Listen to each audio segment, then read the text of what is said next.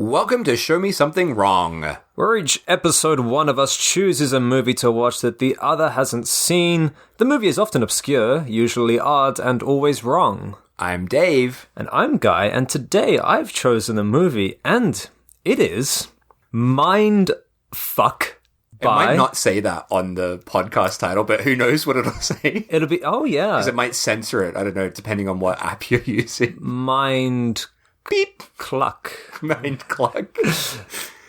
By Mah Wu Tu, apparently. I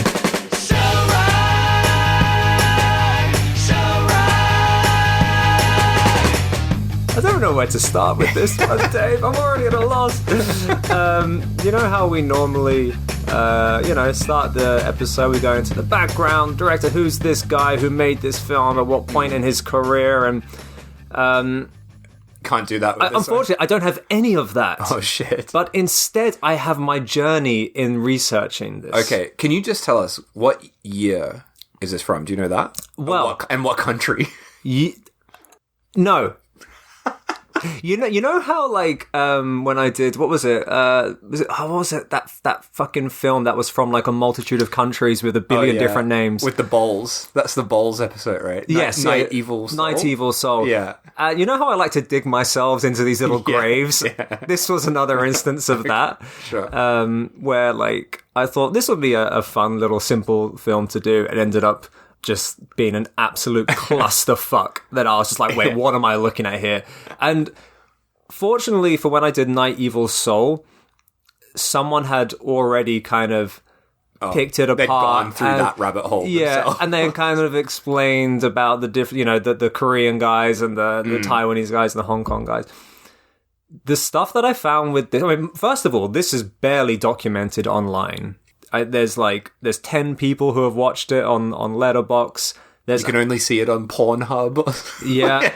And there's a couple of reviews here and there, but this is it's not a very much talked about movie. Right. So unfortunately, I had to do all the research myself. There was no one to tell me about it. And yeah, I found it just the rabbit hole went very deep. Oh God. Yeah. Wow. It's also the title of this film. Let's get into that. Nothing to do with anything, I would say. Yeah. I'm going to get into the title. So unfortunately, for today's episode, all I can really talk about is my journey in finding and researching this film. And it's a pretty good story. Okay. I think you'll enjoy it. So just lean back, have a sip of your beer, and join me. Or the listener? Well, everyone, I guess. And you, Dave. Feel free to chime in, but yeah, this is the story of me researching Mindfuck. Gather around, children. So I was on just another one of those random letterbox rabbit holes where you just bounce from one title to another and came across a film called Mindfuck. And I thought, well, what the hell is this? And the description is... Wife is poisoned and returns from the grave to kill her assassins with mindfuck. I was like, what the fuck is that? And then looking at the director that's attached, Mah Wu Tu. I was like, wow, that sounds like a Chinese name. So I was like, so we have some strange Chinese film with a dodgy title and an even dodgier description. I thought... I gotta find out what this film is about. So I did a little research. I found the film, had a little skim through it, and found it's kind of like this genre-bending adult film incorporating elements of horror and folklore from China.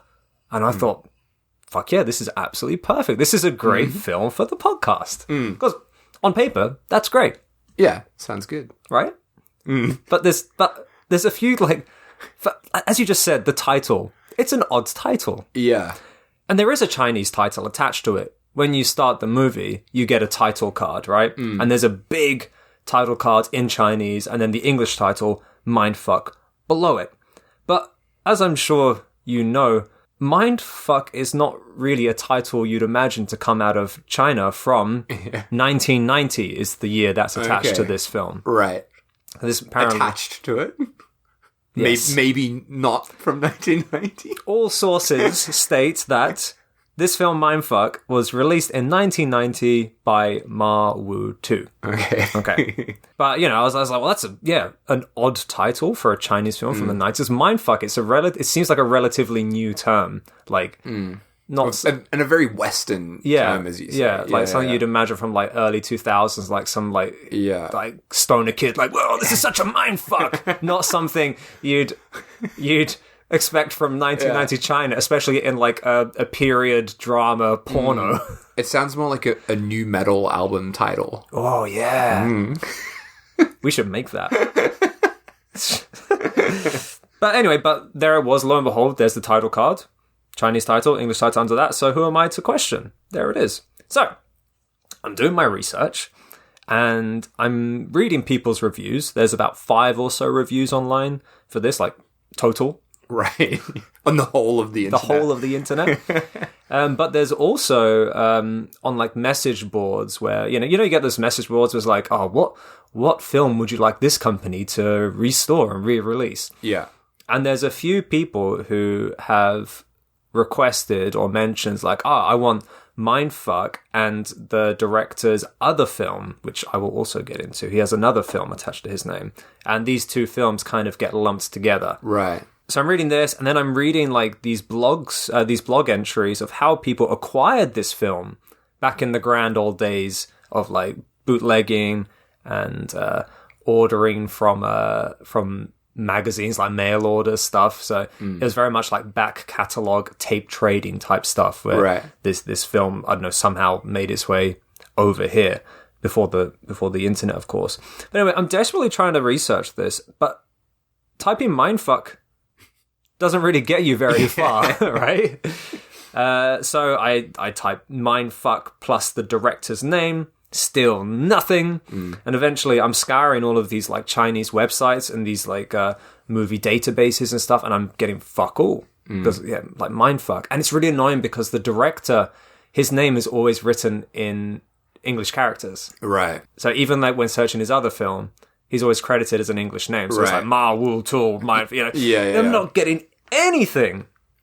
So I'm thinking, right, what's my next step? How can I find out about this film? So I'm thinking, if I can get the text of the Chinese title somehow, right, then I can uncover something. Now, the only available print of this is the one we watched. It's a very fuzzy old VHS rip. And all of the letters and information has like bled out across the screen, right?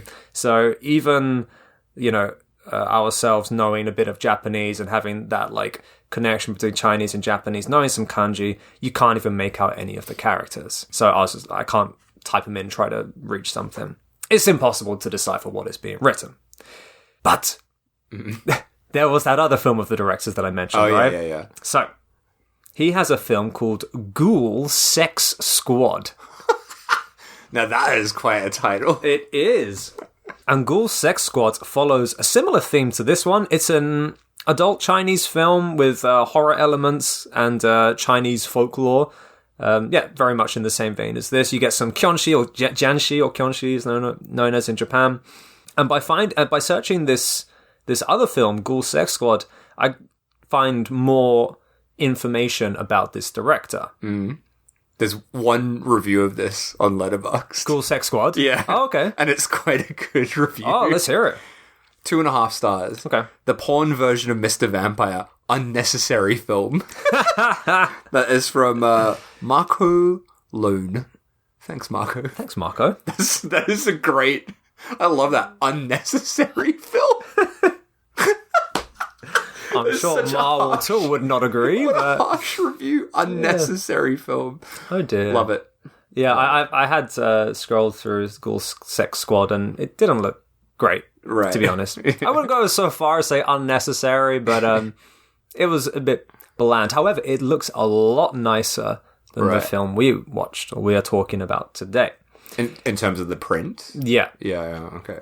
Anyway, so I finally find one of these like movie databases from China, right? Actually, multiple movie databases from China. Find the director, find Ghoul Sex Squad. However, Mindfuck, or the Chinese title, whatever that might be, wasn't listed. Right. This director, Mah Wu Tu, has one film to his name according to these movie database websites. Okay. So I'm like, what is going on here? Yeah. So I thought I'd hit a dead end, but then I remembered I have a friend living in China. Right. So shout out to my friend John for helping me with this. I sent him a screenshot of the title card and the movie itself after a little bit of back and forth. I said, I need the text of this Chinese title sent to me so I can put it into search engines, do some searches, try to find out about this film. He got back to me immediately, and he sent me the traditional Chinese title and the simplified one. I thought, here we go. This is going to be it, right? Yeah. Unfortunately, that opened up a whole new can of Chinese worms. So, yeah, I thought, fuck, yes, I'm finally on the right path. But no, it only gets worse. Oh, no. It only gets worse, Dave. So, the traditional Chinese alphabet didn't bring up anything for me, but the simplified one did. But not the film I was trying to search. So, it immediately brought up a film called The Musical Vampire. Have you ever heard of that? No. Okay, so it's like a horror comedy from China. Similar themes, Chinese folklore, a period piece, Chinese folklore, Kyonshis or Janshis, however you want to call them, appearing in it. So thematically, similar, right? Yeah. But, and my friend John was like, when he sent me the translation, he mentioned it's a very generic title. Right. So I was like, okay, so I'm sure there are a few films, or it's possible to have more than one film with a similar title. Anyway, I completely dismissed this film because it clearly is not a Chinese porno called Mindfuck. Right. It's a horror comedy. But the more I searched, the more I just got this one film, this horror comedy called A Musical Vampire. And then it turned out that film was, in fact, the only film with this title. Right. So I kept digging, and that was where I found the title card. The one that I had seen on Mindfuck. Except it didn't have the English title below it. It was just the Chinese characters on that black background. Right? Yeah. Which is the title card to The Musical Vampire. So the exact same... The exact same thing. And I was like, what is going on here? So I sent it back over to John. I was like, mate, is this not just the same title card? It's like, yeah, it's exactly the same. And he was just like, oh, China back in the day, it was the Wild West. It was a lawless wasteland. Who knows, Right. And I was like, right.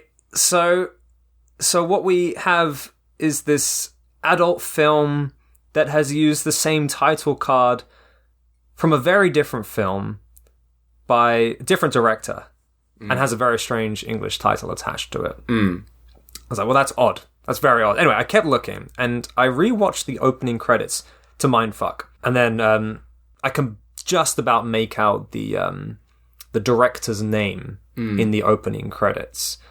And I managed to link it back to Wilson Tong, the director of The Musical Vampire.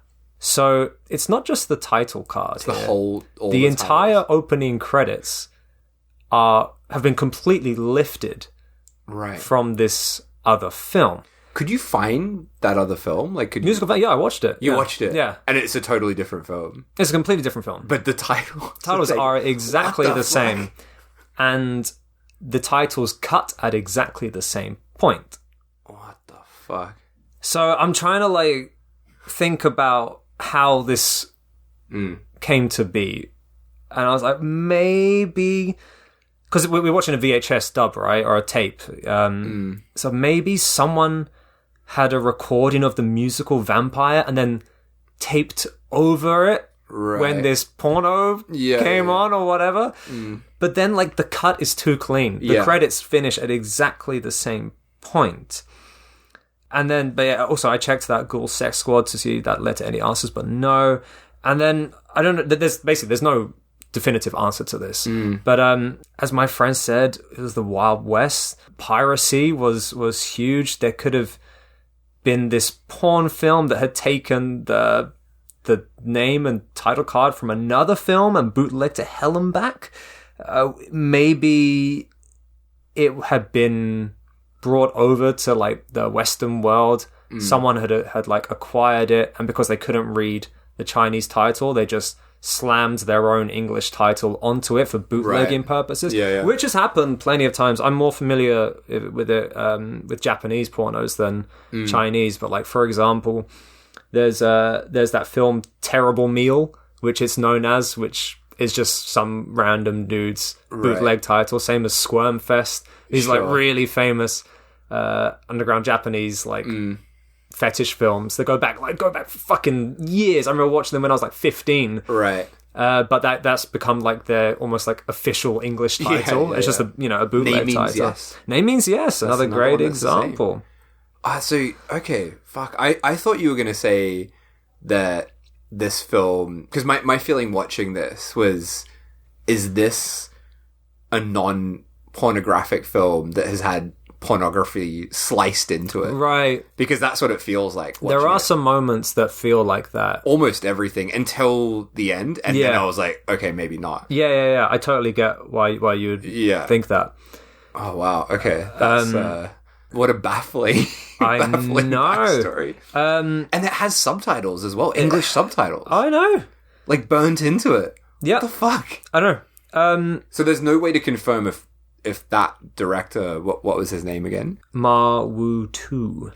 So there's no way to confirm whether or not he actually directed whatever this film is. No, but there's another theory in there. In China, porn is still very much illegal. Yeah, that was also what I was wondering. Yeah. So porn is illegal. Using porn is illegal, and selling porn especially comes at an extremely high price, including jail time. Yeah. And there have been plenty of instances where people have basically made something to look like something else and sell it under the counter, you know? Right, okay. So one theory is that someone has made up this porn film, had the opening with this other like horror comedy until it gets to the good stuff, you know? That's one other thing that I can possibly think of. Yeah. I was wondering that the whole time watching this, because even I thought this was maybe from Hong Kong, but even in Hong Kong, I've never seen, there's not hardcore porn in Hong Kong either, right? Oh, you know what? I don't know about that actually. Yeah, but like, that's why, I was so confused by what I was watching, especially at the end when you clearly see the actors like engaging in actual like sex. I was like, this looks, this is dangerous if this is from China, right? Yeah. So, in short, the film we're talking about today, Mindfuck by Mah Wu Tu, doesn't exist. Right? Yeah. Doesn't exist. Yeah. We're talking about a film that doesn't exist. It's known as Mindfuck, right? One other thing to mention. So Mindfuck, released in 1990. The title card that it uses from the musical Vampire, that was released in 92. What? Yeah. So 1990 is wrong. The title is wrong. The director is wrong. Oh, so God. We know nothing about this film. Where the fuck did the 1990 come from? I don't know. What should I list this as when I upload it? Oh my God. 1990X? Just 1991 in the middle. Yeah. Oh, that is fucking confusing. Yeah. That is baffling. Because, like, the only official credit this director has is for that Google Sex Squad, right? The title card comes from a film 2 years later. We don't know the country. We don't know the origins. They're speaking Mandarin, I believe, but that's spoken in a few countries, so we can't even define the country by the language it's spoken. Wow. Let's just end the episode there. So I had fun researching this. Fucking mindfuck. Yeah. Sounds like a mindfuck just researching it. I was not happy. But isn't that weird? It's just, I can't believe, like, and there's all these, like, I say all these people. There's a handful of people we're talking about. It's like 3 people. Yeah, there's these 3 people, and like demanding. Well, no one's demanding anything, but requesting like restorations and re-releases. And I think what's confusing as well, if this was like just full trashy shot on video porn, I can be like, okay, sure, I'll believe that this is some Yeah, like that has the fake titles, all that kind of thing. But it's like, it looks like it has a budget. It's pretty high production, yeah. It's a period piece. There's effects in it. And they're good? Yeah, they're pretty good. So that's what makes it even more confusing. Yeah. That they would, if it's illegal to make something like this in China, but they've put all this money towards it. I mean, if porn is illegal in China, you're not really, like, there for the story. You're there to see people have a quick bang. Is it, like, could it be, like, a film that was made in China, but for an international market? Hence the, like, subtitles, if you know what I mean? So it's like, there's, like, some obscure demand for Chinese porn. So we'll make it, send it off, which is why it has the subtitles. I don't know. I'm just grasping at anything. Yeah. I have no idea. I don't have the answer to you. It's just Get the answer. Get back. Get on the internet, mate. Do some more research. No, I'm done. I've exhausted every option. Oh man, what a fucking nightmare. What a mindfuck. Mindfuck. So with that, should we get into it? Oh god, I feel sick now. Physically sick. But I'm quite happy to bring a new wrong reason to the podcast. We've never spoken about a film that doesn't exist before. Does that mean it's an automatic 10? Because it doesn't exist. I don't know. No, maybe not. But wow. What the fuck? So after we watched the opening credits to another film, my one note about those credits, they are fucking hideous titles. That, like, as you said, bleeding all over the screen, very ugly looking. Yeah. I wonder why they didn't steal nicer looking credits from somebody. Yeah, that's a very good point. I guess it's like been dubbed to hell and back, so all the colours are completely bled out. But after the credits cut, that's when our current film starts, and we have all these like weapons laid out on the table, and a man is kind of armoring up. Looks like a ninja. Yes, and he's a thief. Ninja thief.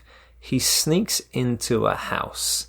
He's doing all these flips and flops all around the place, and he grapples onto the roof, or at least he tries to, before falling down and crashing into a big old pile of pots. He's a bit of a shit thief. Yeah, he's a goof. He's a goofball. He's the comedy relief factor in this porno. Yeah. Do pornos need a comedy relief factor? It's like, I'm all tired out after busting my nut. I need a laugh.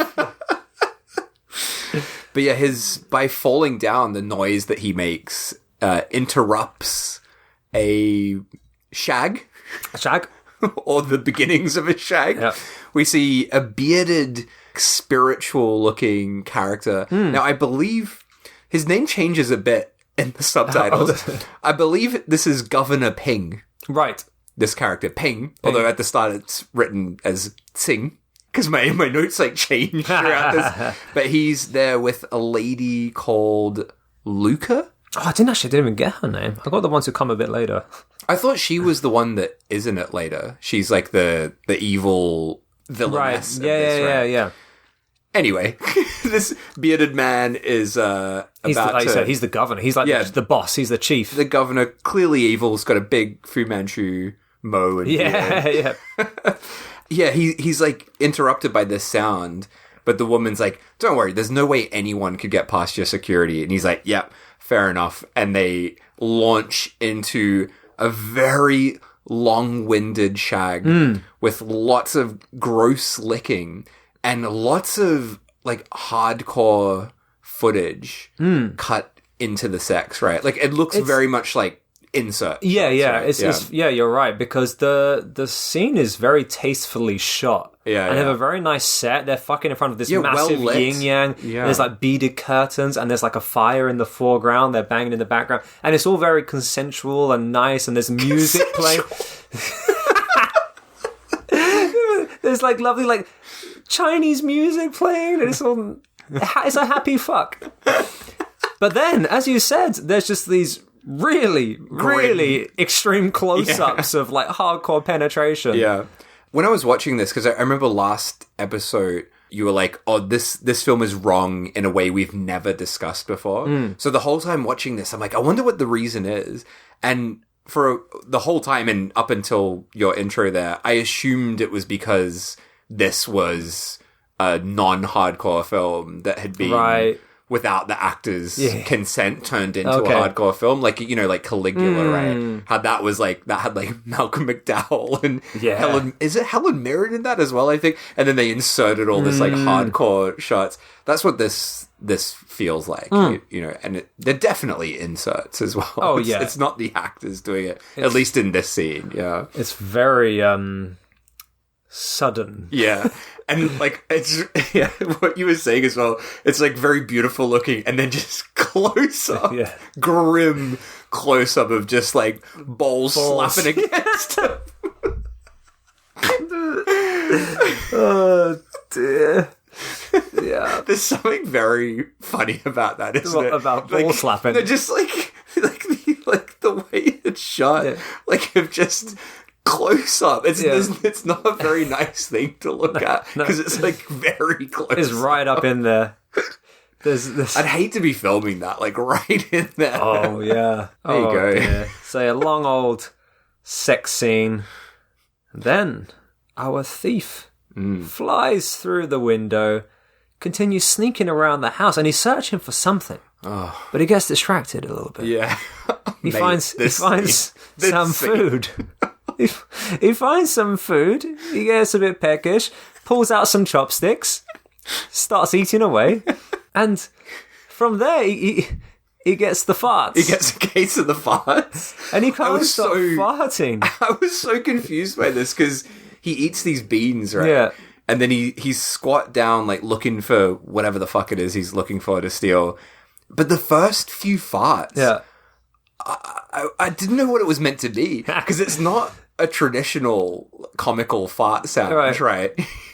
How would you describe the? It's not. If you go into a ancient free Chinese fart, you go into a free sound website, right? You type in fart, you download fart _1.wav. It's not that kind of fart. How would you describe it? It's more just a high pitched squeak, it's a mouse getting choked or something. 果然在这里。什么声音啊？ But it's very confusing, and then I only realized that he was meant to be farting when he announced, "I am farting and I can't stop." Yeah, and he pulls out the great line, "I'm farting up a cyclone." These subtitles are not your typical Hong Kong subs, are they? No, they're clearly written by a native speaker because they're quite funny at times, but not funny in the way Hong Kong subs are, when it's just a shambles. Yeah. These are quite well written. Farting up a cyclone is great. That's very funny. You can't just come up with that. Yeah. So he's walking around farting all over the place, but finally he finds what he's looking for. There's a box. He breaks it open, and I think he maybe finds some gold in there. He's kind of happy, but there's something more valuable that catches his eye. There's this gold necklace on top of this altar type thing, and he somehow, because he's a ninja, he swings over to it, he falls, crashes, and he says another great line, great translation. He goes, "Damn these ninja theatrics!" Yeah. It's pretty funny. He's literally the worst burglar. Now, we see behind a silhouette that this necklace is attached to something, and that is a silhouette of a jianxi, or a kyonshi, or a jumping Chinese vampire. Yes. Now, there are multiple translations of this, but I thought, let's just go over what jianxi or kyonshi is. So go ahead. Didn't I sum it up already? It's one of those vampires that jump about. Yeah. From Mr. Vampire is the most famous one. Yeah. But yeah, they show up in countless Hong Kong and Japanese films. They're always subtitled differently. Sometimes they're monsters or vampires. Sometimes they're zombies. Yeah. Sometimes they're just jianxi. Yeah, and they are kind of a cross between a zombie and a vampire, right? Because they're not a traditional Western vampire. But then calling them, I always I never liked the translation of jumping vampire. It just, I don't know, I just imagine Bela Lugosi hopping around the room, It doesn't quite sum up what they look like, you know? That's quite a great image. Yeah, so anyway, they're like these reanimated corpses from Chinese legends of folklore. They're normally completely stiff corpses dressed in like official garments from the Qing dynasty. They normally have a talisman stapled to their forehead, like this long piece of scripture paper thing. But as soon as that talisman gets removed, they kind of become reanimated, and they stretch their arms out in front of them. Fingers are stretched, not like zombies where the fingers are kind of like curled over, stretched completely out. stiff, fingers pointed out, and they jump. Yeah, they jump around, and apparently they kill people by absorbing their life force, and they're kind of scary. They are. It sounds comical, and it kind of is in a way, but they are quite frightening. They are disturbing. There's something very erratic about them. I think the jumping, it's just the jumping is weird. It's off-putting. Yeah. It's not. I don't know what the purpose. I don't know why they jump. Yeah, that's interesting. Yeah. I wonder when the first appearance of this style of vampire or monster was, because I associate it with Mr. Vampire. Yeah. But I wonder if it's like is it an ancient kind of thing or legend, or is it a cinematic thing? No. I mean, don't quote me, but I'm quite sure they go further back than just like cinema theatrics. They're like part of the folklore. Did they suck blood? I think it depends on the film. Right. Yeah. But yeah, as you said, they're probably most famous by that film Mr. Vampire, also starring Moon Lee from our lovely Fatal Termination. Anyway, so that's a Kionshi, love it. The Japanese is Kionshi. Kionshi, yeah. So our terrible thief pulls the necklace, and it takes the talisman off of this Kionshi's forehead, and then it immediately starts jumping towards him from behind. Very erratic kind of jump. And he keeps trying to like attack the thief, keeps missing somehow. The guy knocks the Kionshi down, and he springs back up again, whizzes across the floor. There's a lot of like, camera trickery, probably wire work, or I don't know, pulling someone across a carpet, I don't know. But it looks pretty dynamic. The Kionshi is like on the floor in between this guy's legs, and the guy kind of dangles this necklace in front of him. With that, the Kionshi kind of releases his grasp, and then the hunk comes back, the governor, and he's like, wait, is he a hunk? He's a bit of a hunk, isn't he? I don't know about that. Okay, what do you call him? Fu Manchu? Yeah. Okay, we'll call him Fu Manchu. So Fu Manchu comes back. Yeah. And it's so funny because he's like, what's all this going on here? And he just takes a talisman and slaps it back on the Kionshi's head. Very nonchalant. Immediately immobilizes him. So this guy, he's a governor, but he's a sorcerer as well. It's quite a CV that he's got. I know. And he's got the babes. Yeah. Maybe he is a hunk. I take it back. He's a hunk. He's a hunk. Fu Manchu's a hunk. But I just like that. So, and it's never explained. It kind of is explained, but not enough. Like, he just keeps a Kionshi, like as a pet or something. Yeah, well, his whole place is like filled with various magical items, right? Yeah. Like, you just keep a Kionshi. Yeah.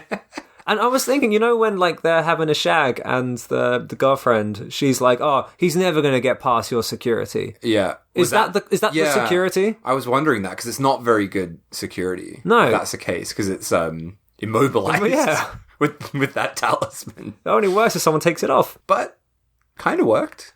Not really. No, Not really. He got away with everything. Yeah. So after the ninja has run off, we cut to our heroine of the film, Madame Mura, and her maid is brushing her hair, and she seems like. So Madame Mura, she seems like a very sickly lady. She's sort of coughing quite a bit. And the maid is like, "Oh, it's all in your head."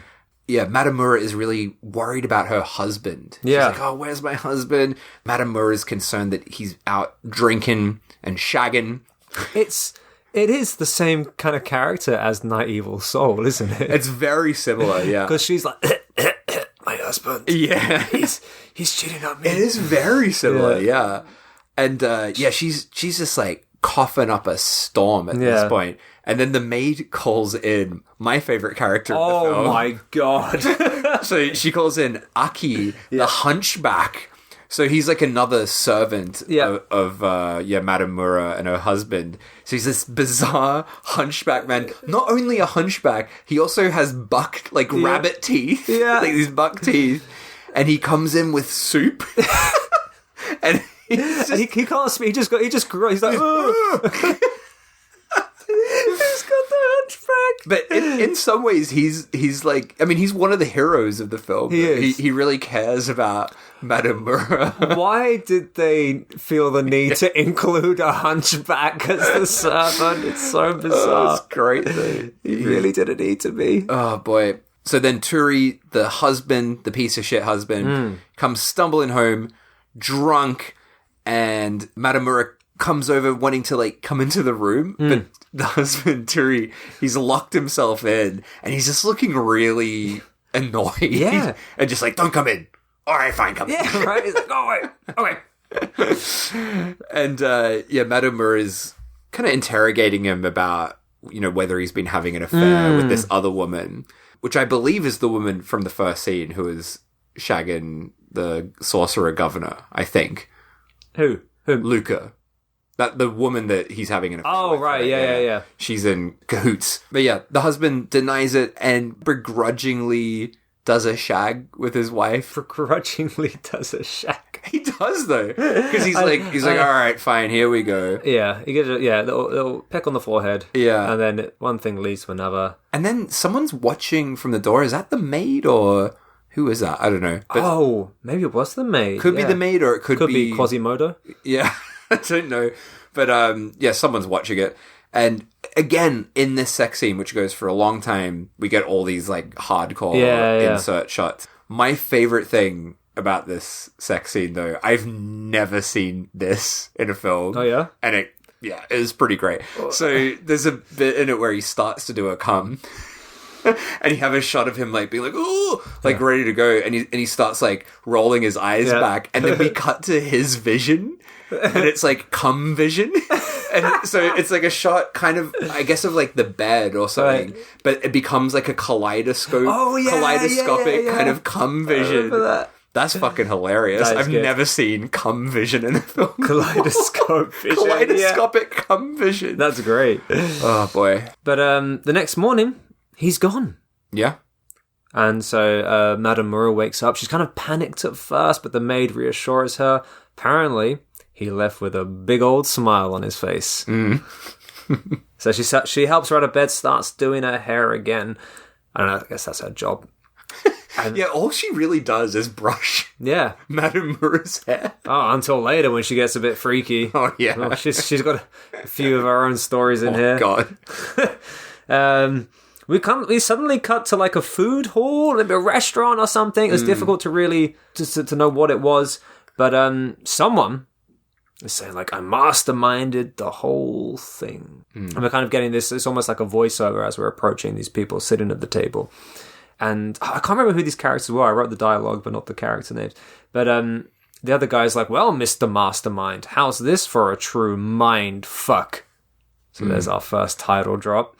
He says, while your daughter was getting fucked, some asshole dressed as a ninja broke in and stole the black magic jewels, releasing the black magic hexes. So these are just random characters having this conversation next to the ninja thief. So the ninja's behind them. Yeah. But these are like unrelated characters. I forgot to know who's actually talking. I feel like it was. They were just like two people having a chat. Right. But they must be connected in some way. Probably. Yeah, I was quite confused by this. But yeah, of course, the ninja guy's sitting right behind them. He spits out his tea, and then he's like, fuck, black magic hexes. But he's like, nah, they don't exist. He doesn't, despite being attacked by a Kyonshi. He's like, no, black magic doesn't exist. Not the sharpest tool in the shed. No. Then we get introduced to one of the greatest characters, the Buddhist monk. So we're back at the house, and the house is like a fucking temple. It is extremely elaborate. The maid walks in, and the monk apparently is here for a blessing. And Madame Mura comes out, takes his bags, they go inside, and we get this insanely long, like, Buddhist blessing magic scene. Is this in the bath? Yeah. Yeah. And it goes on forever and just gets more and more intense and elaborate. And it starts off just like as nothing.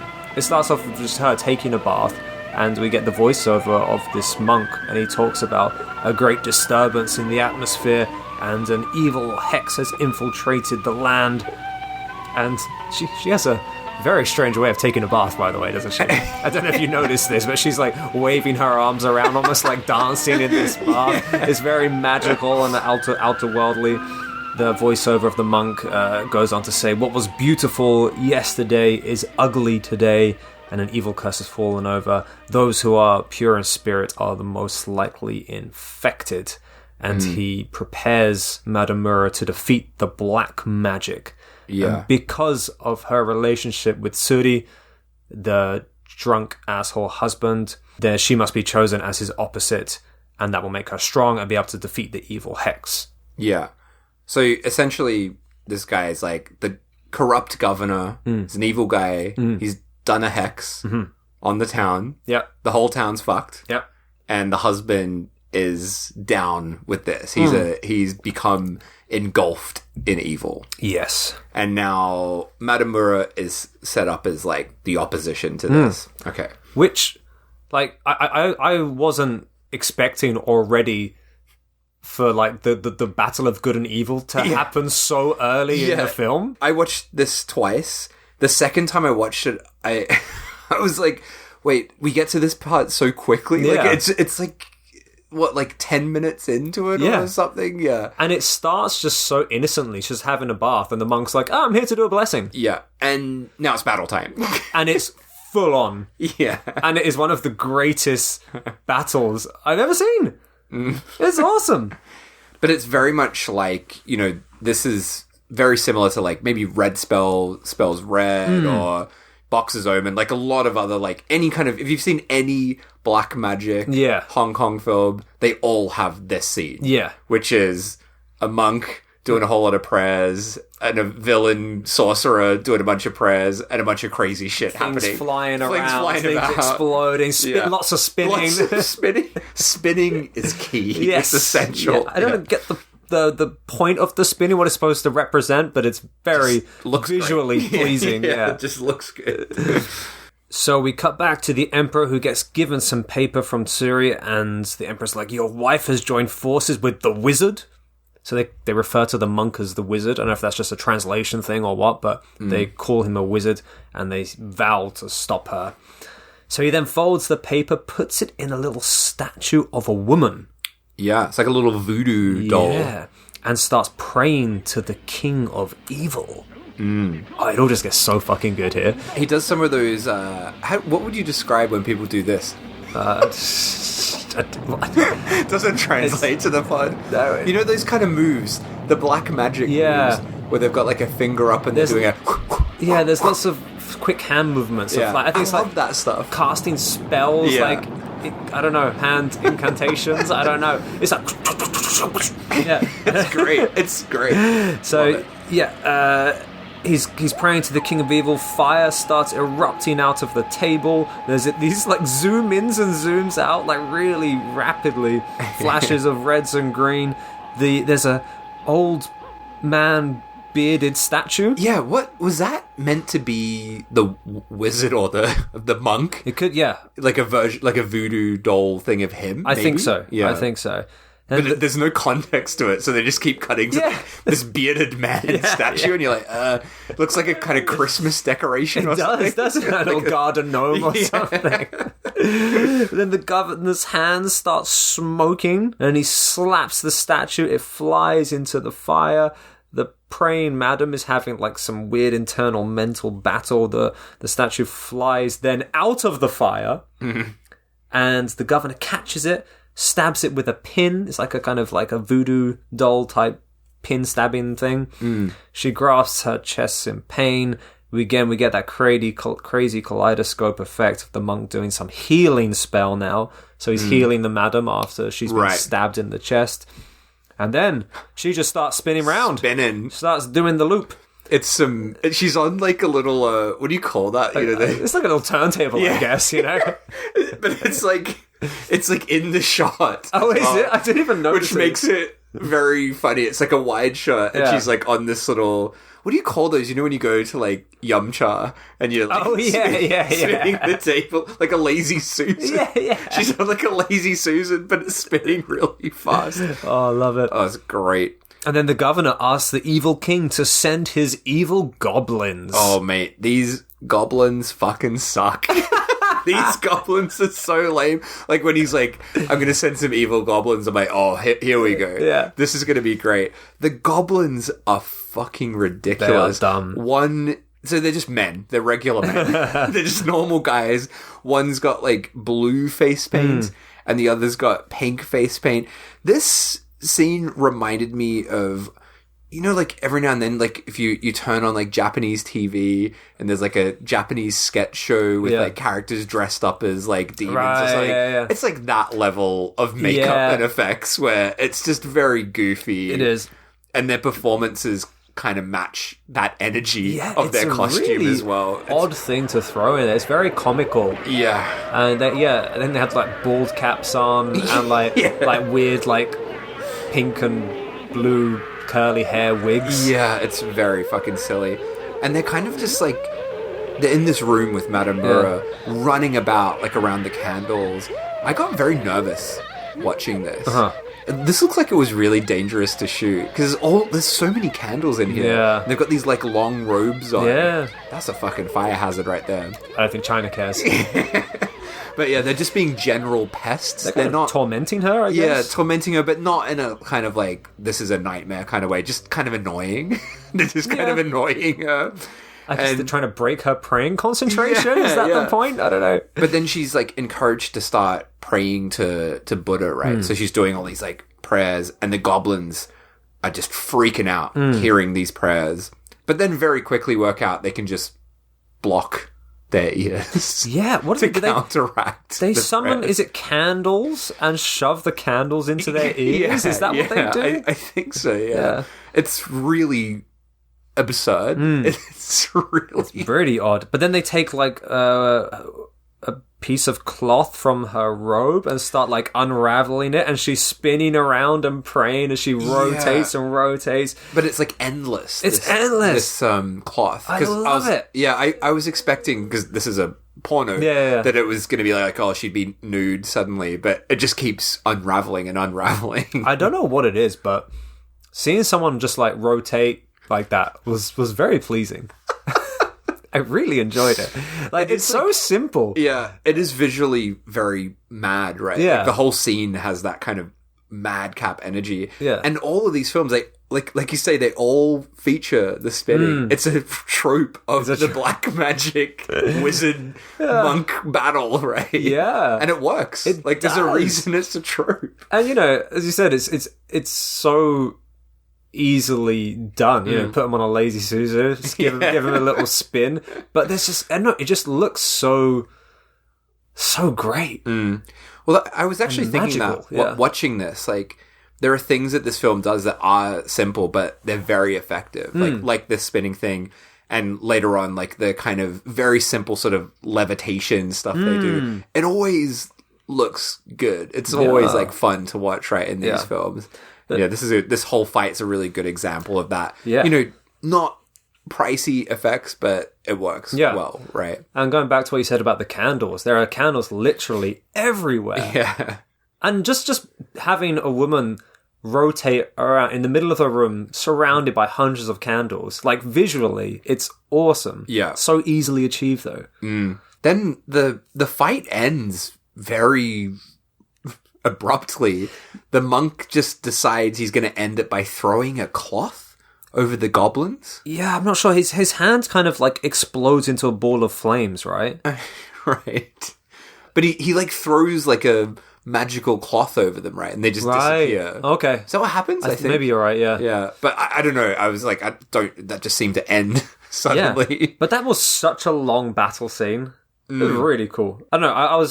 I went into this just expecting a porn film with some kyonshi and some horror stuff, and then this came out of nowhere. I was like, this is fucking great. I will say that's what makes this, like, I've seen better battles. Like, Red spells red has a much more elaborate battle than this. Yeah. But I think seeing this in the middle of a porn film is quite mind-blowing. Yeah. Because they've put a lot of effort into this scene. Yeah. The sets alone were great. Then you got to think about the costumes, the practical effects, everything about it. Like, they must have had a decent budget, which is just really, I know, just baffles me as to what is this? What is this film? Yeah, how did this get made? Are we just talking about someone else's film that's really readily available right now? Yeah. Like, is it under another title, like easier to find, or God knows. But I mean, it has. The hardcore porn is there, like it's clearly part of this film. Yeah. So, I don't know. Anyway, moving on. Oh, I love this. So the Battle of the Minds finishes, and the Emperor's mistress really isn't happy because he lost. She's like, what kind of dark priest are you anyway? Yeah, she's very annoyed. And after the fight, the governor's mistress is like, we need to put a stop to his wife. They hate this wife. I know. It feels like we're kind of dropped in the middle of this tale. Like, how did we get to this point? How did we get to here? I don't know. Why is the husband turned against his wife? That's a good point. Because normally, like, this sort of story, we would have the governor and this woman, like, corrupting the husband. But he's just already corrupted. Yeah. Maybe that happened before the credit sequence that we... Right. Whilst we were watching the credits to another film. There was another scene. There was like a prelude. That was just taped over, right? So we cut back to Suri. He's had a few glasses of wine. He's already feeling a little bit good. Oh, mate, he's out of his fucking mind. He's drunk as a skunk. He does. Is there a fuck here as well? Oh, yeah. So he's with the mistress, right? Who's... Oh, yeah. Who is the kind of the... Yeah, like most... She's a bit of the instigator, isn't she? She's the most evil character in this. She's like the governor's mistress and Suri's mistress. And she seems to be the one that's like, come on, get rid of this wife. But the governor and Suri are also in cahoots. So she's fucking them both. Yeah, it's a throuple. They're in a throuple. It's a throuple. A throuple. This is a throuple. I've never heard that word before. Wait, really? Throuple. You've never heard throuple? Throuple.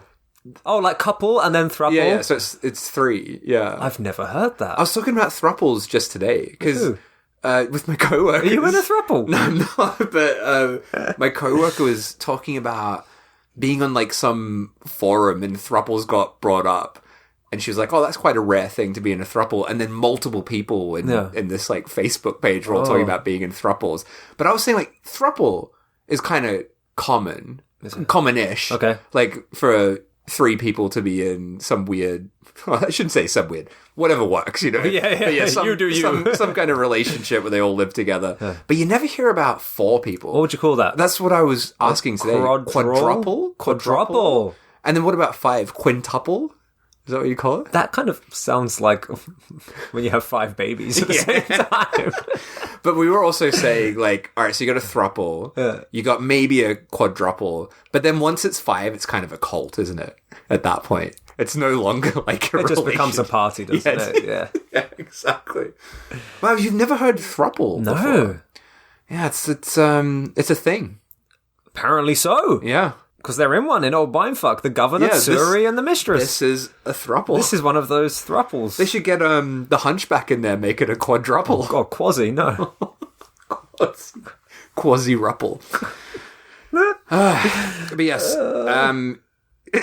Suri, the husband, he's drunk, having a shag with his mistress. It's a very long shag. The only highlight of this is old mate, the hunchback. Oh man, Quasimodo's outside. He's just panicking.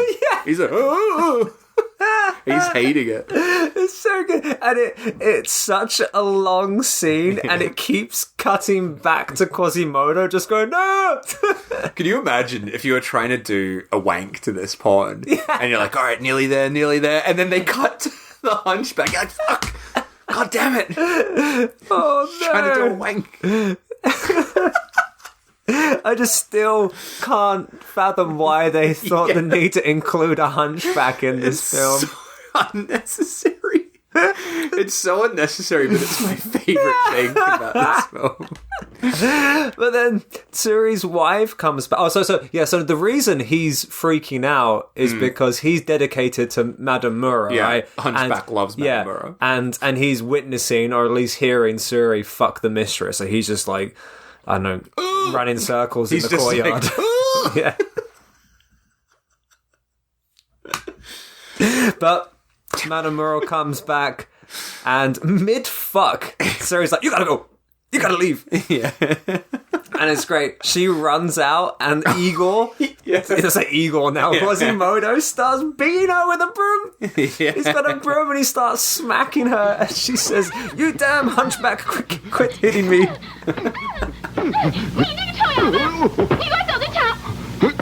He's the real hero of this is. film. Oh, boy. Oh, man, that was too funny. Having a porn film that just keeps cutting back to a hunchback screaming. That's so funny. And it is like literally in the middle of a hardcore porn scene. You're like getting close-ups of like full fucking, and then just cut to like, ooh, ooh. What a fucking joke. Oh my god, that's so funny. oh man, God, I need to cool down. Then we cut back to evil Governor Peng. Yeah, and it's a very alarming edit because we cut straight to like these feet just on a man's back, like it's like a close up of these feet mashing this back. Yeah, and we realize that mistress from the throuple is giving Peng a back massage because he's so stressed from all the black magic he's been doing. But that scene has nothing to do with anything. No. He's just hating this massage. Yeah, and that's it. I like that they threw that in there. There you go. Painful massage. I've never had a massage in my life. I've been to one like actual massage parlor in my life. In Japan or no? It was actually in England, but I went to like a Thai place, and this isn't really relative. I guess it's relative, but I can't relax like at all. You know when they say like go for a massage and relax? Like I can't relax. Yeah, I would be the same. And I never feel the benefits of a massage unless it's like really fucking like digging deep. Right. So I went in for like, I forgot the name. It's deep something. There's a word for it. Deep. Don't know. Deep tissue. Yeah. Deep tissue massage. I think it's that where they really like they get their elbows and shit involved. Yeah. And it's like my worst nightmare. No, I love it because you know if it's like a little slight rub, it's like you know, that was pleasant. But they didn't like work out the knots or anything, you know? Sure. So if I'm going to get a massage, I want them to really fucking dig deep in there, you know? But that shit hurts. Yeah. You know? I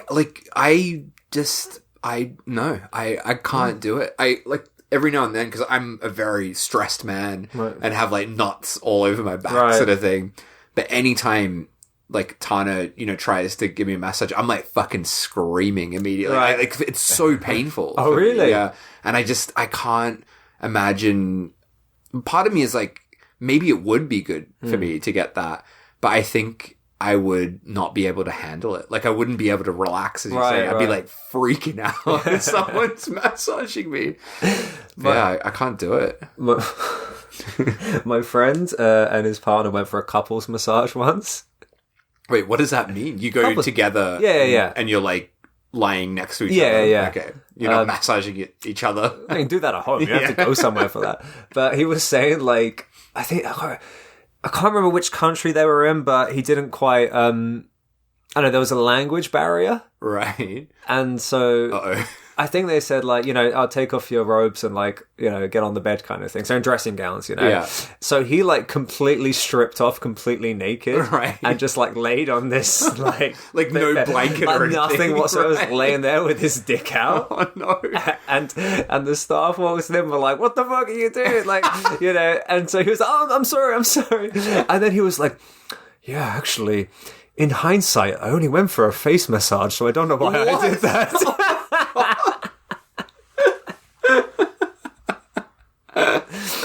No, I think one of the things, like, when I went, I was also kind of, like, nervous if they're gonna, like, ask if I want something extra. Right. You know? Because you gotta, like, you know, there's all these, like, seedy massage places. Sure, you don't know where you're going, right? No, and it's like, you know, in Japan as well, you walk down the roads, they're like, oh, massage, you know, and there's all these massage parlors and stuff. And I think, yeah, I'd fucking love a massage right now. But you never know, are you going to an actual massage place? Yeah, or just a wank salon. Right, they'll give you, they'll squeeze your elbow for a little bit and then just jerk you off, you know? Squeeze your elbow? Of all the places, that'd be fucking... It's like, you're not there to get a massage, you're there to get wanged off, right? Yeah. So when I went for that massage, like, it was a really good massage, but I was like, oh my God, what if she tries to throw me off? Or what if she asks if I want a fucking handy? So... You just say no. What if I want one? It's too much to think about. I couldn't relax. Never went again. I should have, like, confirmed beforehand. I was like, look, are you going to ask if I want a hand job? Yeah. I need to know up front. Yeah. Because I need to consider it. Oh, dear. It's a long tangent. There you go. All right. Enough about hand jobs. So, Madame Mura. She goes back to bed. Oh, yeah. And she finds the hairpin. Yeah, the the other mistress's hairpin. She was right in suspecting his affair. She has a cry. She starts coughing. Her health immediately deteriorates. Yeah. She starts coughing up blood. Coughing up blood. Yeah, wow. Yeah, it's quite a reaction To an affair. Yes, Yeah. I would agree. Yeah. hairpin. Coughing up blood. Yeah. Oh, then we get one of the most insane scenes. Oh, I love it. In this film. So the husband, Suri, he's like drunkenly wandering around the house. Yeah. And he walks past the maid's room and he's like, oh, I haven't fucked the maid yet. Yeah. May as well get it done now. Yeah. But he pokes a hole through, what do you call that? The paper screen thing? Yeah, the paper screen. And he's looking through. And this is where so I said before, I was like, all the hardcore stuff seems to be inserted into it. This is when it's like, okay, this is actually the actors doing stuff at this point. But he looks through the wall and the maid is masturbating with a belt? No, it's a whip. Oh, that's the whip. Sorry, yeah, because we see it later. So she's got a whip and she's like... kind of... It's like as you imagine as you dry yourself off after a shower, like in a cartoon or something, as you dry in between your legs. But yeah, she does that for a bit, and then it just gets like quite full on. I mean, maybe you can explain this more to me, Guy, but I didn't know what this object was, but there's like a big stick. I think... What is that? She starts masturbating with like a pestle. It's like a mortar and pestle. Sure. All right, that makes sense. Yeah, so there's a big pestle that she takes, and this is when it's like, okay, this is actually her. This is the actress just shoving that up inside herself. So full hardcore... Yeah, not insert shots. This is actually the actress doing this. So if this is illegal in China, that's a pretty bold move for an actress to be fully face on screen doing this. Yeah. And Suri, does he like accidentally fall into the room or something? Maybe she notices him, yeah. But she invites him in. Yeah.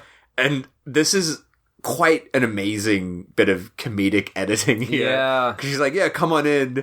And I feel like you're kind of expecting it to move into a typical sort of sex scene, but she's like, all right, let's do it. But then we cut straight to her whipping him, full S&M mode. Yeah, and she's just wearing the S&M gear as well. She's got it on, and she's like, first it's like her whipping him from behind, his back's all like smashed to smithereens. She says, she's like, had enough? And he goes, I've been bad. 好舒服。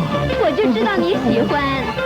So she says, turn around then. Oh, yeah. And so then... he turns around, and I mean, look, I don't want to body shame, but what the fuck? That is the smallest and penis. Like, maybe it was very cold when they filmed there or something, but it's so small that it's kind of confronting.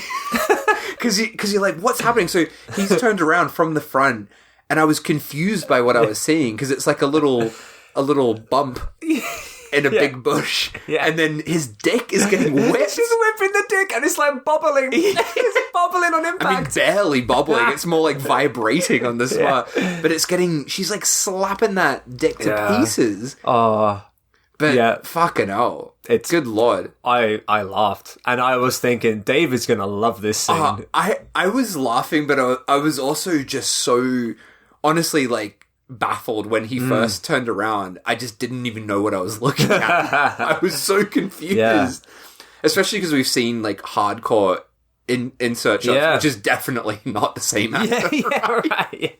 Definitely a stunt cock in there. Very, very confronting shot to see. And then she's like licking his back wounds as well. So it sort of starts to transition into something a little less S&M-y, right? Yeah. But we've got like this transition moment where he's like lying down, like wincing as she's licking his back wounds. And then it kind of shifts into like normal sex. It was really just like out of nowhere, that scene. Because we're like in fucking ancient China. They're all like wearing robes and ancient guns. And she's suddenly like dressed as a domatrix.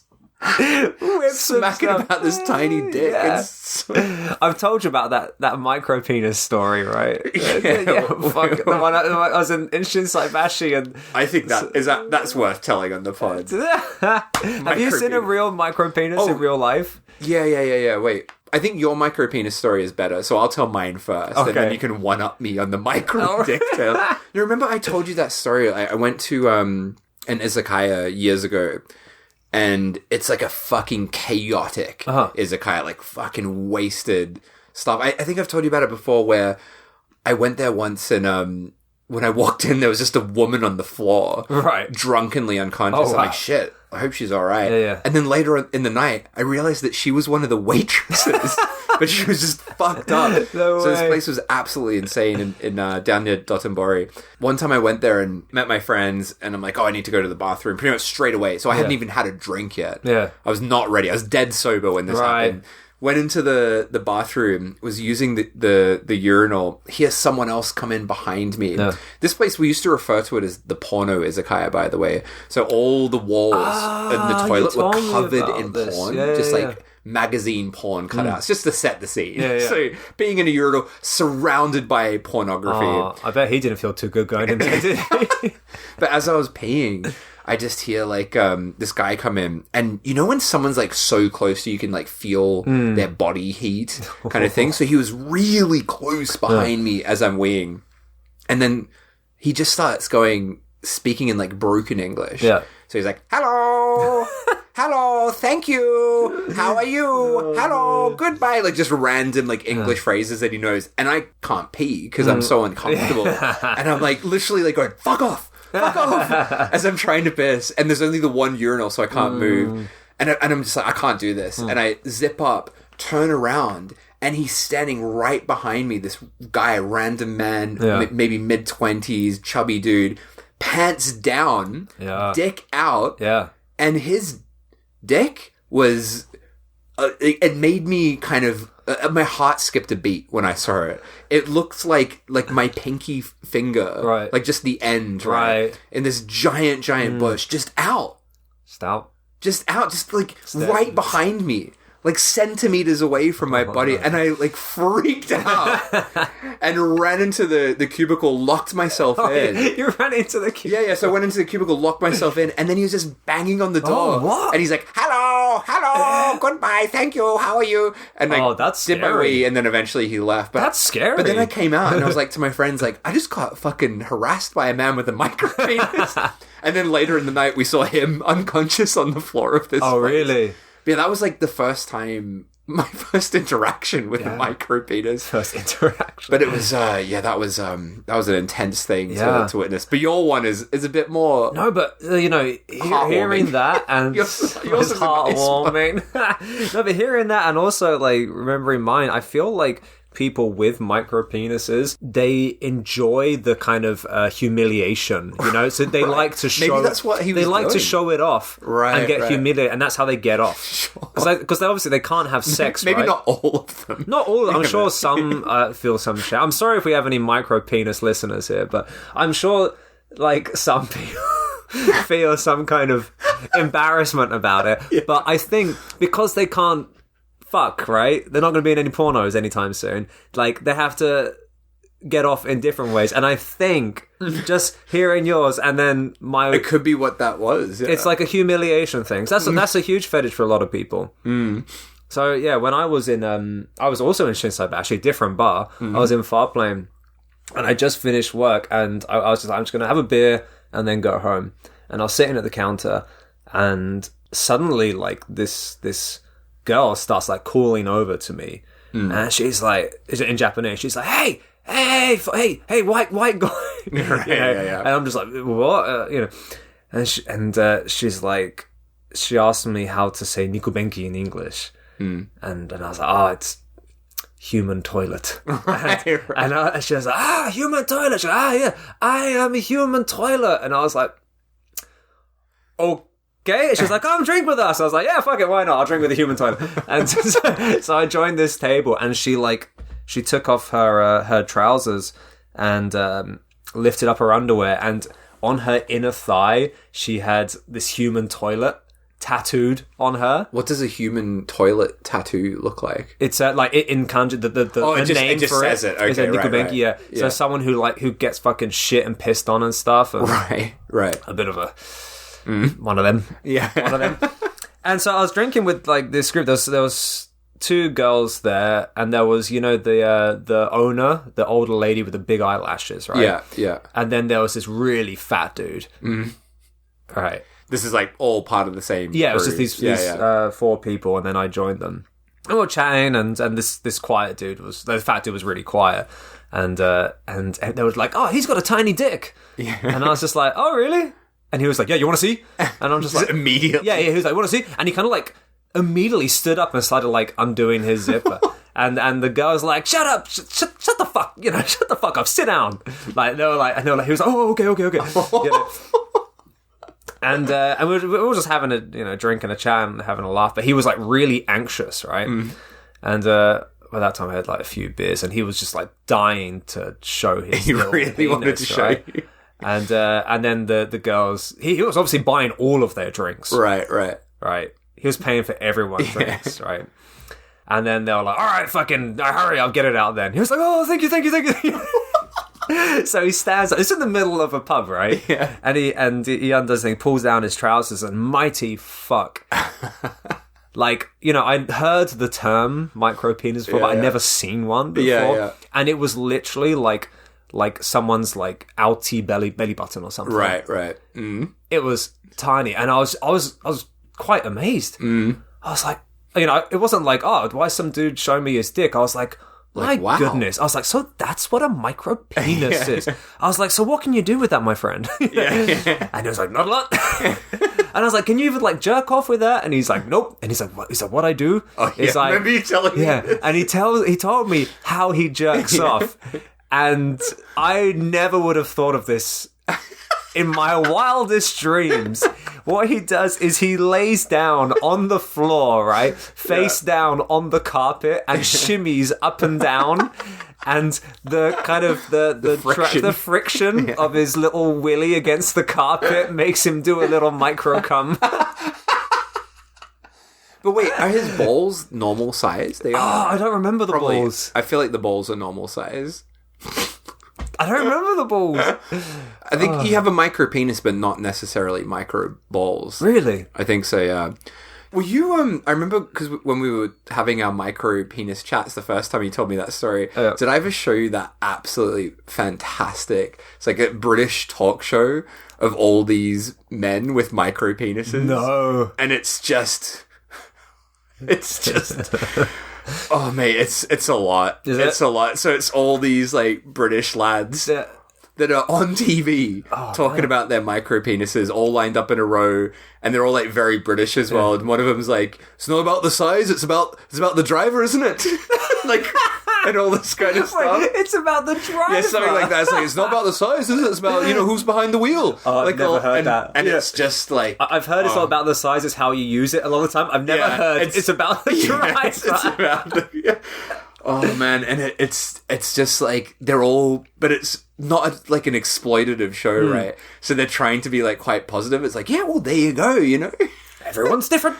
And it is like, it's fucking horrible when you think about it. Like, it's what a horrible thing in this world that is so obsessed with dick size, right? And that being like a mark of like manhood. To be born with a micro penis, like the impact that must have on people, and like maybe it's good that these guys have found an outlet for it. But this guy in today's movie just goes to show, even with a micro penis, you can be in a porno. But I don't think it's his willy that they're cutting to in those close-ups. Yeah, but he's still getting, he's having fun with the maid. Yeah. And he's still getting, still getting it whipped out. And having a good time. Is he having a good time? Wow. That's what I thought watching this. And, anytime I see nudity in films, right, I... Like, no matter who it is, what it is, I'm always like, God, like, to do that, to have this out there in the world, to have your naked body recorded, I could never do that. I'm so ashamed of, like, my fat, disgusting body. I would never want it out nude on film forever, right? Right. So, like, for this guy as well, to get his little willy out on film, like, wow. I don't know. I can't remember who said it, but I heard a quote from someone. And someone was saying like, yeah, fuck it. Whilst you're young, take pictures of your naked self, save those pictures, upload them, post them around, like immortalize yourself when you're young and you have a good body. I feel like I read that. Yeah, because everyone's going to get old and wrinkly and grey and flabby and like saggy and shit. So and not that I'm fucking, entering any porn films any recently, but that kind of resonated with me a little bit. Sure. Yeah, while you're young, get it out. Yeah, because like, fuck it. I mean, well, we never know when this film was made, but, I'm sure a lot of the people in this film are a lot older, don't look as good as they did in this film. Yeah. But, like, it takes a lot of balls, I think, to... I mean, I didn't mean that as a pun, but, yeah, I think it takes a lot of courage to do it, and it's something that I do not possess. I do not possess the courage to do that. I was telling you just before you recorded this, I watched the movie Suntan from 2016, Greek film. Most penises and butts and pussies that I've ever seen in a film. Just all out on display, all different shapes. No micros, but, like, a whole variety... And, like, even people with, like, decent bodies, it's like, it takes a lot to just to have that all out. Yeah. Because, it's a lot. It's a lot. It's a lot. That was a very long tangent. It's like half the episode. I think that's the longest tangent we've done in a while. Jesus. All the listens just, like, stop. I mean, everyone's thinking, when the fuck are they going to stop talking about micro penises? It is one of my favourite topics, to be fair. Is it? Right, I forgot even where we were in the movie. We had the big fuck scene with the maid and Suri. And then we're back to Madame Mura. She's now like just bleeding from the mouth, an absolute fucking mess. And she starts like hallucinating. Oh yeah, a kind of hazy sex scene of Suri and the mistress having sex. Yeah. And it's clearly like a fantasy scene, like the way it's shot. And I got kind of confused by the next scene. I was wondering if you could shed any light on this, but we cut to the streets outside and there's wind blowing everywhere and people are just freaking out. I think that's Is this like part of the hex? The evil coming down on the town, I guess. We don't really see much of this hex outside of this moment. Strong winds are blowing. That's about it, yeah. And the mistress runs over to Suri and she has a special solution from the governor. And Apparently, if he gives this thing to his wife, she won't be a bother anymore, and it is far easier than a knife. Yeah. So now they're just straight up trying to kill her. Murdering her. Yeah. So we cut back, Madame Mura's place. Suri comes in. She's coughing out a fit, and he's like, I've got special medicine for you. And he's like, take it, and we'll talk things over. And then just walks off. He's like, yeah, drink this medicine, and we'll talk later. Bye. Yeah. Just out. And then she's just like, all right. Down the hatch. Just immediately. Yeah. Not questioning it at all. But immediately starts freaking out, rolling around in pain, crying for help. She's like, I can't breathe. Dude, my brain is on fire. This scene is mad. Like, yeah, she's a fucking mess. And old mate, hunchback Aki, stumbles in with water to help her out. I mean, it's not going to do much, yeah, right? He's got a cloth and just, like, patting her down. But I love this as well, because she's, like, very obsessed with brushing her hair. That's, like, her favorite thing to do. Yeah. And she asks for a comb when she's in this state. Yeah. It's like her comfort thing, right? Yeah. The hunchback gets the comb. She starts combing her hair and, like, chunks of her hair are coming off. That always grosses me out. That's one of my biggest fears, like hair just, like, falling out. Like in big clumps. Yeah. Yeah. Like, but there's something really just primally. Yeah. Just horrific. It's like hair coming out, teeth coming out. It's like, it is like that, a primal fear, right? But it's in here, it's just so well set up because she's clearly in a horrific state and she goes to her only like comfort thing, which is combing her hair. Yeah. And even that leads to more terror. Yeah. And she actually rips out clumps of her hair and she goes to the mirror and just starts tearing out clumps and then she starts tearing off her skin. Yeah. Like her face, just clawing away at her face. And it's a really good effect as well. This is the best looking scene in the film, I thought. I was really impressed with the effects of this. And then the husband, Suri, comes in, sees Mura in this absolute state, and there's this amazing shot, my favorite shot of the film. She like looks over to him, it's sort of her back to him, and then she turns and looks at him, and it's very like 1980s monster kind of shot, right? I thought it was very like Bakeneko kind of style. Yeah. It's like that, but it's like gorier, right? Yeah. It's like grosser and grimmer.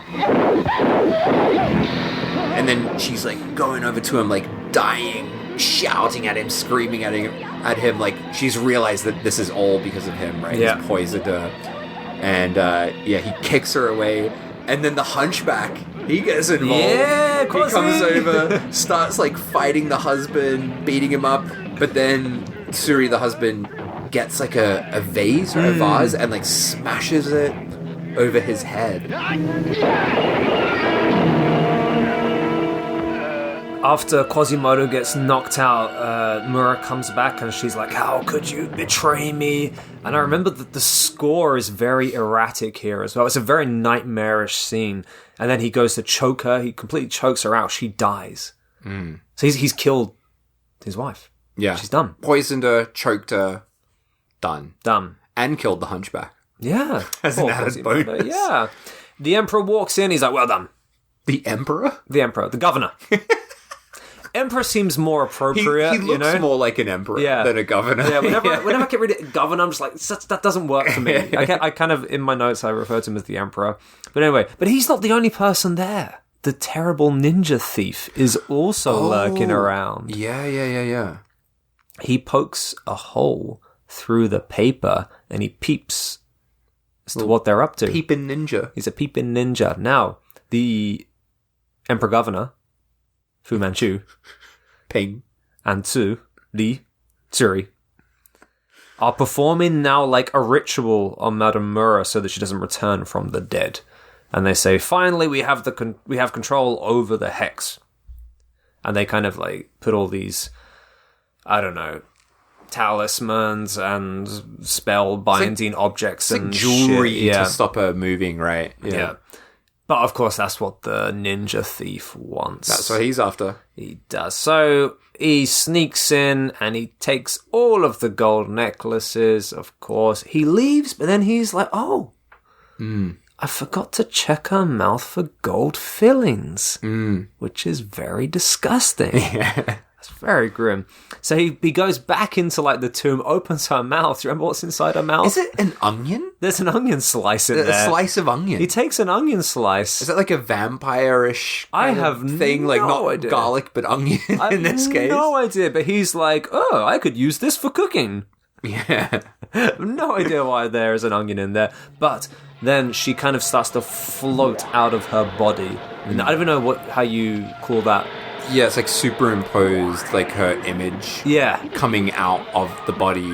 Yeah. Love it. And so she floats out of her body. She lifts him up, kisses him. Gives him a little kiss. And then starts spinning around. More Classic spinning. spin. Love it. Then we cut back to Tsuri having a fuck with a mistress. Yeah. I mentioned before about like the floating stuff. Yeah. So this is where we start to see this. So the Madame Mura ghost is just floating around everywhere. And it's a very simple effect, but it's very effective.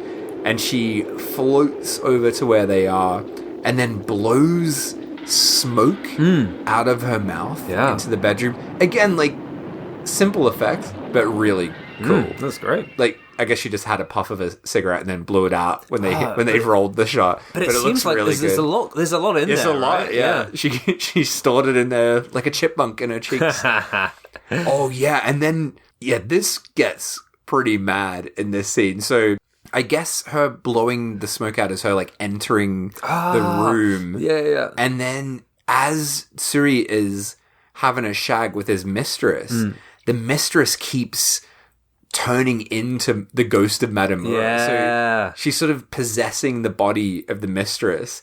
And he, as he's like mid-coitus, he's like seeing his like dead wife's face and freaks out, sort of hitting her and panicking. And then it goes back to being the mistress again. And he starts getting crazier and crazier until he starts choking what he thinks is his dead wife. Yeah. And smothering her with a cushion. But then takes the cushion away and realizes he's killed his mistress. Is she also done now? She's done. She's done. So Hunchback done. Madame Mura done. Half done. She's kind back. of done. She's back. She's a ghost, but she's done. Yeah. Her body's done. And now Mistress is done and dusted as well. So it's funny. Now Tsuri like runs away and he runs into the Emperor, the governor, also having a shag and completely cockblocks him, ruins the whole ordeal. Yeah, and this is the first scene as well. Like, so we've had the maid scene before where we've seen kind of hardcore stuff of her like shoving, what was it, like a pestle into her. But then this scene of Peng, the Emperor Governor, having a shag with a random character that we've not seen. This is not insert shots. No. This is actual, like, hardcore sex in wide shots. And it's sort of the first time we've seen that. So this really threw me off as well. So I'm like, okay, so this is not what I thought it was. Yeah. Very, very confusing. Yeah. That's it. So, like, Tsuri, like, runs in and he begs for help from the Emperor. And he's followed by the floating Madame Mura. And she kind of floats in front of that big yin-yang thing that they were fucking in front of at the beginning of the film. And it seems to blast her with something. Yeah. And then she kind of floats back and forth and side to side in this awesome, like, white gown, ghostly fashion. And then just leaves. Yeah. And I'm not sure, like, good versus evil, some sort of power going on there, but she leaves. Anyway, the governor is furious. How can she still be here? She should be dead. Tsuri then starts putting up talismans all around the house. So he's got to protect himself against the evil. Yeah. Now, there's a very weird thing that happens here. We get this really long, crazy dog bark with a full moon. I don't know if you noticed that. I can't say I remember that. We get like a full moon, and then it's like, oh, like the wolf howling thing, but it's kind of like a dog barking as well. Right. So I get it's like very like, you know, embedded in horror imagery, but it's like nothing to do with this movie whatsoever.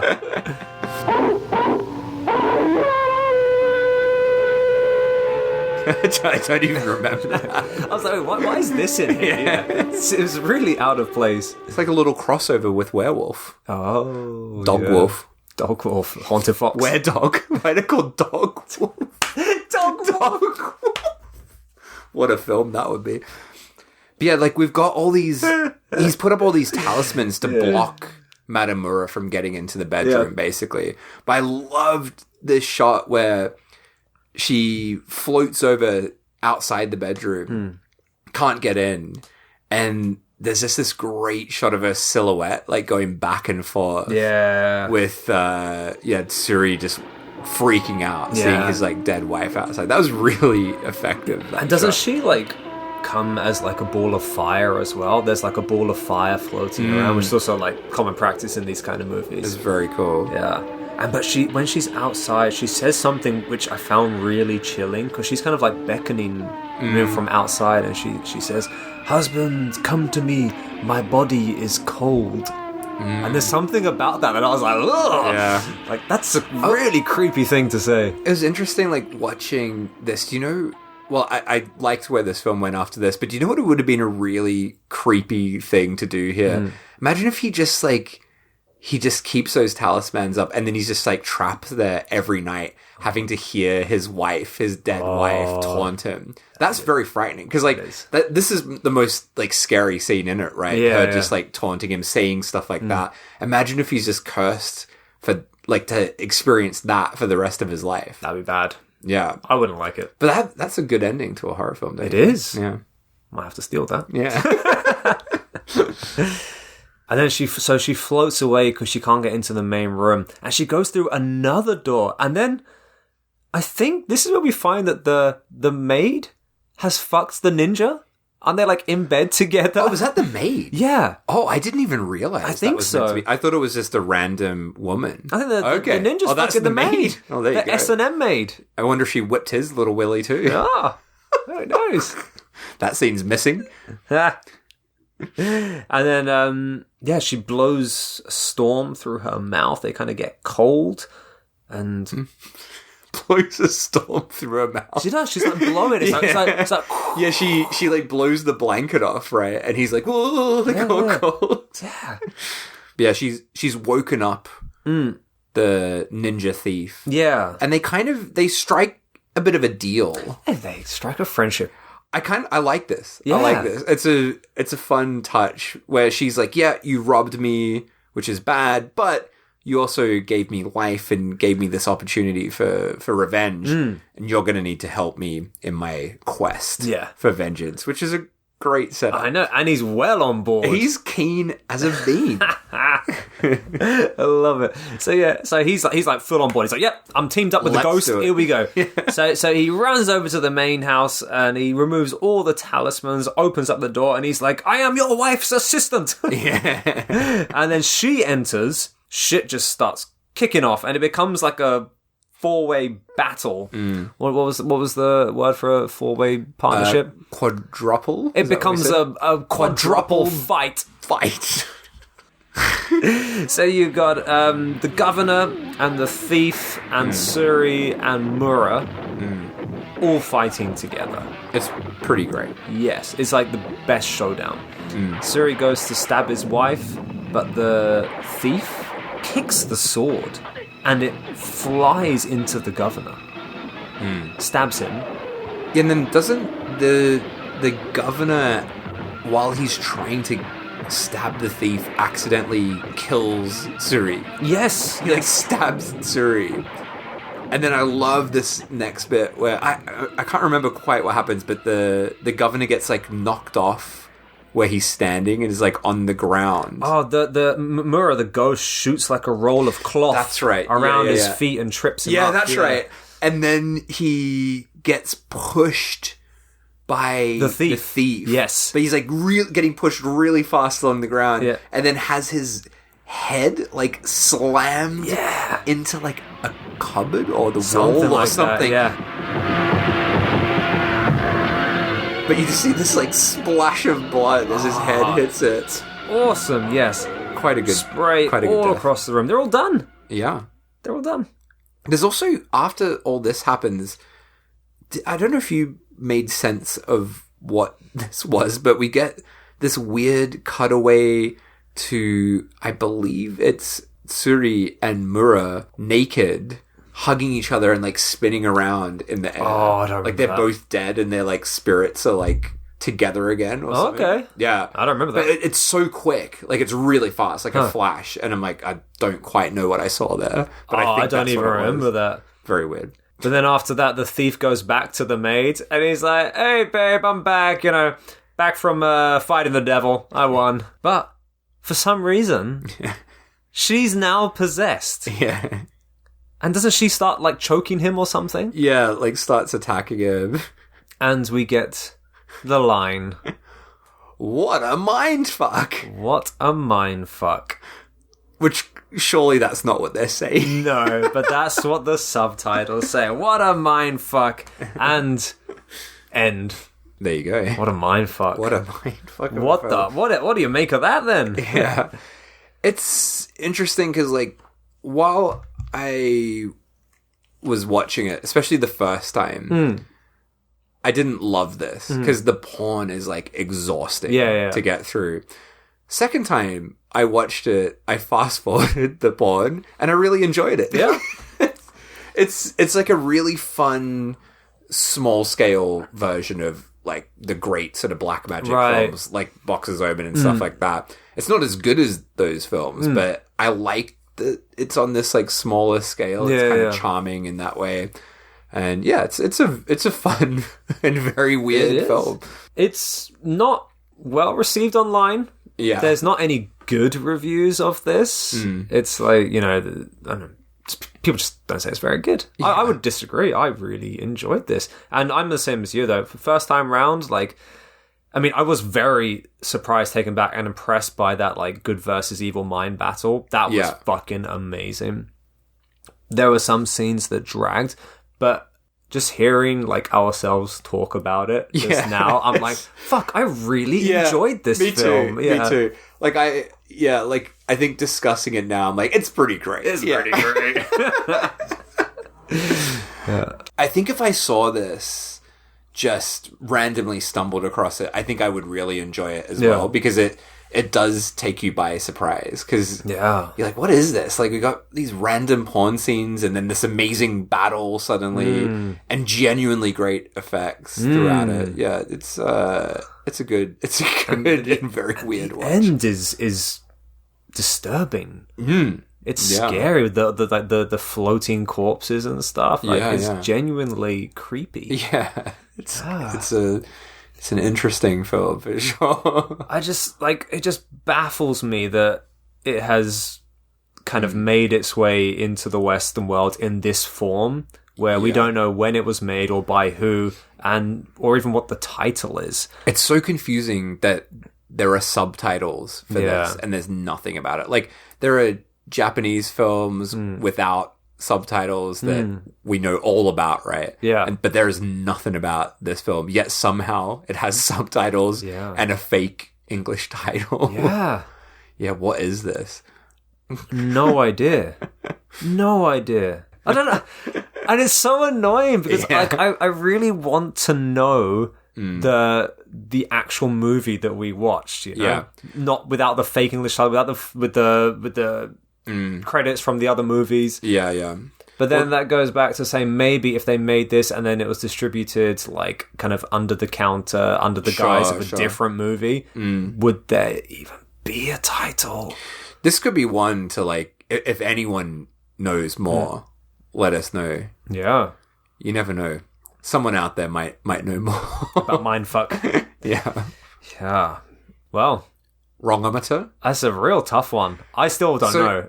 Generally, wrongometer, how wrong it is, how fucked up it is. And we have the category of how much it shouldn't exist. Well, this one doesn't. Yeah, so that's what like, without your backstory, it wouldn't be that high. For me. Not low, but it's not that high. But your backstory cranks it up a little bit. I think the fact that this is kind of a typical black magic film, but with hardcore sex, and not only hardcore sex, but random fucking micro penises getting slapped with whips. Hunchbacks wailing. Hunchbacks getting involved. Like, even that is quite mad. Like, that's maybe a 6 unto itself. And then I think with your backstory and how confusing the making of this is, I have to crank it up a bit more. I think I was going to go kind of low. I was going to say 6, but I think I'm going to say 8 after your little backstory there. All right. How about you? You know what? This kind of broke my brain a little bit. Yeah. And I can totally get how a foreign film can make its way over it and just have a bootleg title slapped onto it. But this is more than that. Yeah, this seems very deep. Yeah, and even if it was like just the credits, the opening credits, you can say, oh, that was just, it was taped over from another film and just the way it ended up getting cut or re-recorded from something else. Like, you can kind of assume that someone taped over a tape of another movie. But the fact that they have then embedded the weird English title into those opening credits of another film, it goes way deeper than just someone bootlegging and recording something off their TV or whatever, or dubbing a DVD or something. I really don't know. I'm very confused. Yeah. But, it can't be more than an 8. Yeah. No. I guess 8. Let's do an 8. All right. It's a double 8. We're in agreement today. Fucking hell. Why do I put myself through this, Dave? That's a rough one. Now, before we talk about what's coming next time, don't forget to follow us on Instagram and all the other stuff. Oh, yeah, do that first. That's a good one, yeah. Follow us on Show Me Something Wrong on Instagram. We still have that Twitter or X. You can follow us there too if you want. Wouldn't if I were you. Yeah, we don't do much on there anymore. And you can also send us an email at showmesomethingwrong@gmail.com. We've got our 50th thing coming up, and we're going to do a mini before that with a Q&A. So if you have questions for us, get onto that Instagram, and we've been putting up Q&A stuff, so you can ask us there. And give us a review on stuff. On, as you said last time, on Google. On Google. Give us a Google review. That cracked me up. But yeah, no, go to the other ones, Apple Podcasts and Spotify. Do the reviews on there. That'd be great. What are we doing next time? Oh, boy. So you put yourself through that for Mindfuck. I'm afraid I'm going to put you through something pretty intense for the next episode. It's not more Chinese porn, is it? Oh, no. Okay. No. We're going to 2010. Okay. 2010. Relatively recent as far as what we usually cover. I'm just. You seem so happy now. I'm very happy, but I'm also. You're gonna be. You're not gonna be happy when you hear what it is. I don't think you'll know what this is when I say the title. So we're going to 2010. We're talking about. We're going to discuss. I can barely get it out. Oh, fucking hell. Big money rustlers. What? Big money rustlers. Big money rustlers. Yeah. Wait, people who rustle money? Like cowboys. Rustlers. What's a rustler? Like a cowboy rustler. No. But rustler. Wait, what? What does rustler mean? It's like a cowboy, like a cow rustler, like guy that, steals the cows. Wait, what? It's a Western cowboy People term. steal cows? In the Wild West, I've never done that. Wait, let me look up the definition of a rustler for I've you. never heard the term rustler. Rustler meaning... Alright, here we go. So, rustler, a person who rounds up and steals cattle. Bloody hell. I was pretty spot on. You were. But rustler, let me just say, it's spelled R-U-S-T-L-A-S, not the traditional E-R-S. Okay.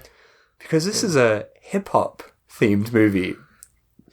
Starring... Oh, God, here we go. Yeah. The Insane Clown Posse. Oh, no. Okay.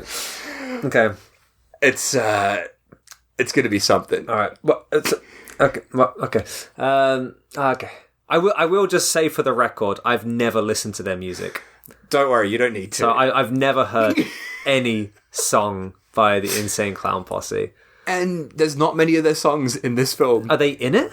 Oh, yeah. Do they dress up as clowns? Oh, yeah. Okay. So, all right, I'm ready. Join us next time for Big Money Rustlers, starring Violent J and Shaggy 2 Dope. of the insane clown puzzle. We sound like idiots.